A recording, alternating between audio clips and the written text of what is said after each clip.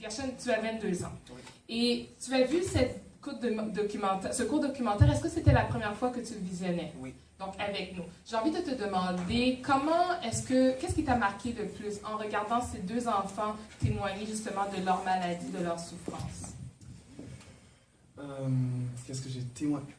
Qu'est-ce qui t'a le plus marqué? Pour de vrai, pendant le visionnement, j'étais vraiment ému parce que je voyais des petits-enfants qui vivaient ce que je vis. Puis ça m'a fait quelque chose. J'étais vraiment ému. C'est vraiment ça qui m'a marqué. Puis, comme toi, dans ton enfance, quand tu retournes en ouais, arrière, exactement. quels sont les moments que tu te souviens aujourd'hui en tant que jeune adulte et que tu te dis, wow, j'ai passé à travers, mais il y a des fois, je me suis dit, je ne sais pas si je vais y arriver. Justement, j'avais vraiment l'impression de retourner à mon enfance. Et je me rappelle comment c'était de manquer des sorties à cause de la maladie ou manquer des activités à cause de ça, comment on s'ennuie à l'hôpital, tout. Et ça m'a fait quelque chose. Ça m'a surtout ramené à mon enfance. Et est-ce que tu dirais que la maladie te rend plus mature, t'a rendu plus mature plus vite, comparativement aux autres enfants autour de toi? Effectivement, oui. Très, très mature.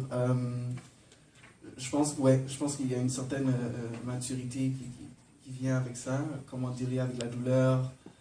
Et on ne voit pas le monde de la même façon, je peux dire. On ne voit pas le monde de la même façon et on apprécie toutes les petites choses que les gens prennent pour acquis. Par exemple, j'ai eu 8 pneumonies dans ma vie. Ma dernière était en 2012. Et je ne prends pas pour acquis la respiration que je prends présentement. Le souffle que je prends, je rends grâce au Seigneur. Je suis vraiment reconnaissant. Ouais, il y a une certaine maturité qui vient avec cette maladie, je suis sûr. Et lorsque tu te regardes aujourd'hui, 22 ans, tu es au cégep, tu rentres à l'université. Ouais. Donc, parlons un peu de tes études. En quoi tu étudies et les défis que tu as eus pour pouvoir finalement entrer à l'université l'année prochaine, plus tard cette année plutôt. Ouais. J'ai eu beaucoup de défis au niveau de l'éducation. J'ai manqué l'école. Je pense que j'ai redoublé mon secondaire 1 à cause que j'avais trop manqué d'école. Et au cégep, ça n'a pas été facile non plus parce que quand on passe du secondaire au cégep, le stress, le niveau du stress est vraiment différent. Et c'est très, très difficile pour moi. J'étudie en musique, en chant jazz. Et je suis dans le volet performance. Et quand on dit performance, on dit beaucoup d'énergie. Ça prend beaucoup d'énergie. Et en entrant à Vanier College, j'ai eu un gros choc. Puis je devais m'adapter très rapidement face au stress. J'ai manqué plusieurs cours, mais je les ai repris après. Mais voilà, j'ai fini mon cégep. Je m'en vais à l'université. Je suis vraiment content.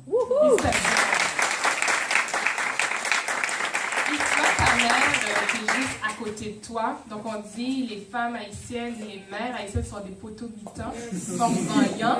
Donc peux-tu nous dire comment est-ce que ta mère a été à tes côtés à tous les jours? Donc explique-nous un peu c'est quoi ce rôle parce qu'on vous voit, je ne sais pas si vous êtes d'accord avec moi, on sent une complicité. J'ai l'impression que c'est sa sœur. Donc explique-nous comment est-ce qu'elle vivait ça avec toi jusqu'à aujourd'hui. Et j'imagine qu'on est mère tout le temps. Ma mère est une femme forte. Yes. Elle est une femme forte. Wow. Je ne sais pas comment décrire ça, mais elle était toujours à mes côtés, toujours prête à tout, quand il est genre 2h, 3h du matin, et que j'ai une prise de douleur, bon, ça arrive, elle était là, bon, ok, mon fils, on y va, on va à l'hôpital, tout ça, elle était à côté de moi, puis non, elle démontre beaucoup de force, de courage, de foi. Si je peux, est-ce que je peux raconter je vais raconter le truc. Ouais.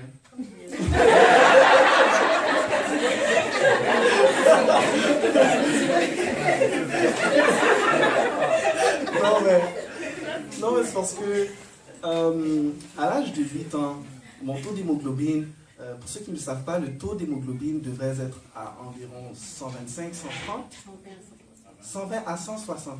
Ok, wow, that makes it worse. Mais le taux d'hémoglobine, normalement, devrait être de 120 à 160. Et le mien avait chuté à 25. Oh. Donc, je manquais beaucoup d'oxygène. Les médecins pensaient que j'allais partir. Ça y est. J'avais 8 ans, on est rentré en urgence à l'hôpital. Et je ne pouvais même pas répondre aux questions. Les médecins posaient des questions et je n'étais pas capable de répondre. J'étais très confus. Les gens on pensait vraiment que j'allais partir et tout. Et la seule phrase sensée que j'ai dit à l'âge de 8 ans, c'était « Mamie, est-ce que c'est comme ça qu'on se sent quand on va mourir ?» Ma mère, avec la foi qu'elle a, elle m'a dit « Fils, tu n'as pas à t'inquiéter, Jésus va te sauver. » Puis, est-ce que tu... En tout cas, si maman n'a pas d'objection, on n'a pas d'objection. Non, mais oui, puis ma mère, elle est sortie après, c'est sûr, j'imagine qu'elle a versé quelques larmes par rapport à ça. Et ça m'a pris 6 transfusions sanguines avant de remonter la pente, avant que le taux d'hémoglobine remonte. Fait que quand je pense à ça, ça fait plus que 20 ans. Ça fait plus que 20 ans que ça s'est passé. Non, 14 ans. Confusion. Désolé, non, 10 ans. 10, 18, plus ça. Voilà. C'est correct, ça va pas. Merci. Ouais. Mais juste pour dire que les médecins pensaient que c'était fini. Puis voilà. Et j'ai envie de poser à ta mère, vous, madame, rappelez-moi votre nom? Rosita. Donc, lorsque vous avez vu votre fils comme ça, où avez-vous puisé justement cette force-là? Donc, c'est sûr que probablement vous allez me dire Dieu, mais justement, comment est-ce que vous êtes dit, non, mon fils va rester, il va rester avec moi, puis encore aujourd'hui, il est un beau jeune homme, il a 22 ans. En fait, oui, j'ai pas le choix de dire Dieu. Parce que même moi, je ne sais pas comment j'ai pu faire. Parce que dans des situations où c'est pas juste une fois seulement j'ai failli perdre mon fils, parce que ce que les gens doivent savoir, j'ai 2 enfants et les 2 sont atteints. Et je me rappelle, moi, j'ai dû faire un deuil de grande famille. Quand j'étais jeune, toute jeune, je voulais une grande famille. Je sors d'une grande famille. Donc, je voulais au moins minimum 4 enfants. Il a fallu que je fasse un deuil par rapport à avoir un projet d'avoir un autre enfant parce que je vivais en fait à Sainte-Justine. Donc, ma force n'est nulle part ailleurs qu'en Dieu seul. Parce que si je ne pouvais pas puiser cette force en Dieu, je ne sais pas comment j'aurais pu passer à travers cette difficulté. Et justement, dans cette situation, à l'âge de 8 ans, on est rentré à l'hôpital autour de 2 h du matin et puis il n'y avait rien, pas de crise. Ce qui arrive avec l'anémie falciforme, il n'y a pas de signe avant-coureur. Ça arrive d'un coup, froum.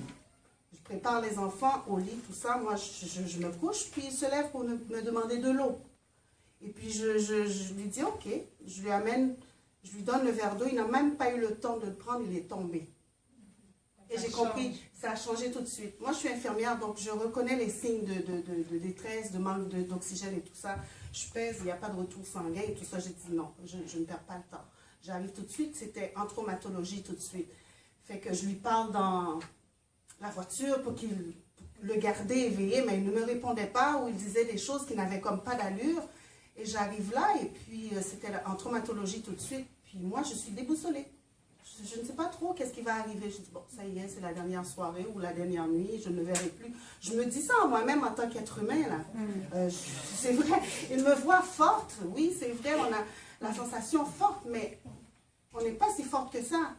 Donc, la seule chose qu'il m'a dit, en se tournant la tête vers moi, et dans ce temps-là, tu n'es plus infirmière, tu n'es plus rien du tout, tu connais rien, tu es maman, tu es en train de perdre ton fils. Puis il me dit, mamie, est-ce que c'est comme ça quand on meurt? Je dis, non mon fils, tu ne mourras pas, tu vivras. Et tu vas raconter ton témoignage un jour. Et voilà. Ça n'a pas pris de temps que...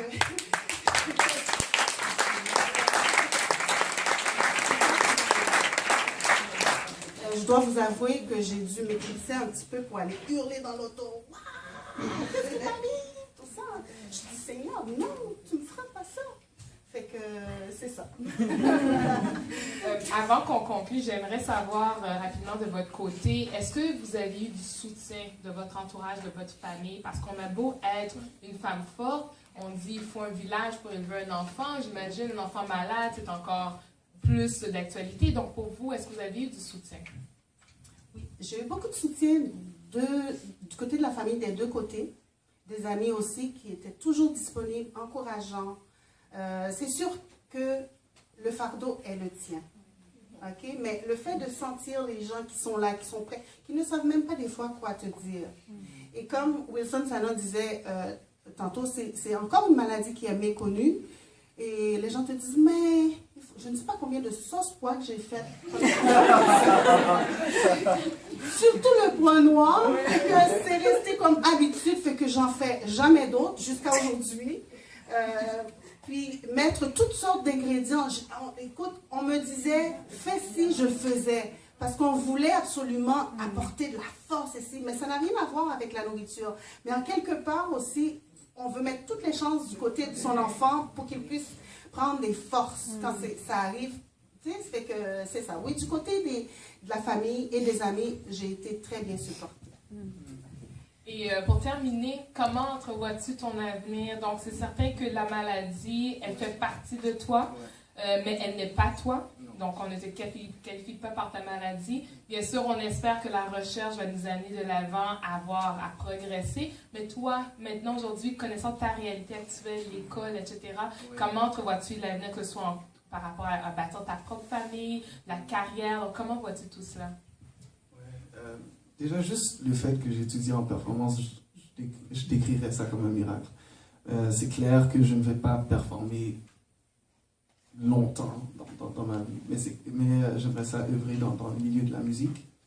Donc, j'ai comme projet dans la tête de faire un bac en performance jazz, toujours en chant, et de faire une maîtrise en composition.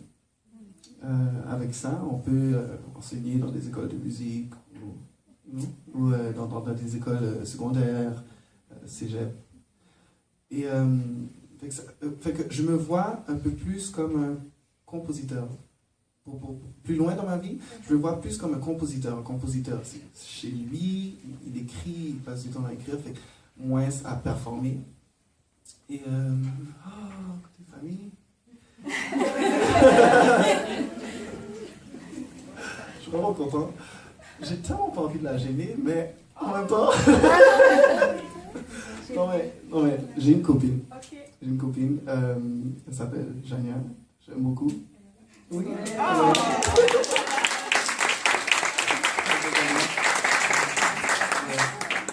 Je l'aime beaucoup. Puis c'est une femme qui a la tête sur les épaules.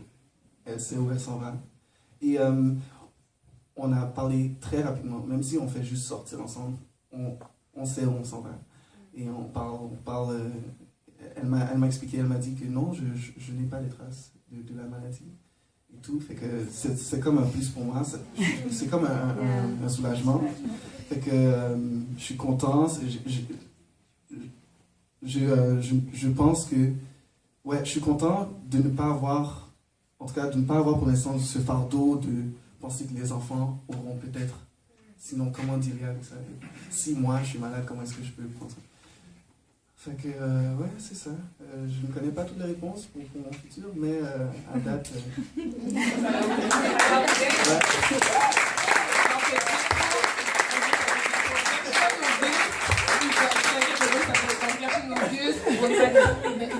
Merci beaucoup de votre beau témoignage et je pense que nous tous ici avons appris beaucoup de ton courage, de votre courage et pour nous qui prenons pour acquis beaucoup de choses, que ce soit la respiration, que ce soit peu importe d'aller à l'école, de travailler, des fois le matin ça ne tente pas d'aller travailler, mais il y a des gens qui sont cloués sur leur lit parce qu'ils ne peuvent pas aller travailler à cause de la maladie. Donc merci encore de vous être ouverts à nous. Merci.